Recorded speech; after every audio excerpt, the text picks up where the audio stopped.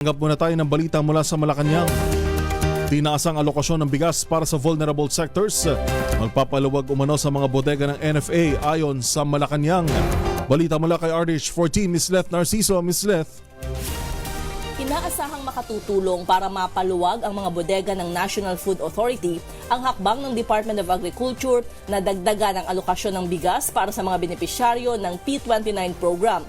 Ayon kay Palace Press Officer Claire Castro, ibig sabihin nito ay makabibili ang NFA ng mas maraming palay mula sa mga magsasaka ngayong anihan. Triniple ng DA ang alokasyon para sa vulnerable sectors sa ilalim ng 29 peso kada kilong bigas na programa ng administrasyon. Mula sa dating 10 kilo ay ginawang 30 kilo ang maaaring bilhin kada buwan ng mga senior citizen, persons with disability, solo parents at indigents sa Kadiwa stores. Sabi ni Castro, tulong ito ng pamahalaan sa vulnerable sectors dahil sa patuloy na pagtaas ng presyo ng bigas sa world market. Tiniyak rin ng palasyo na may sapat na pondo ang gobyerno para ipagpatuloy ang programa.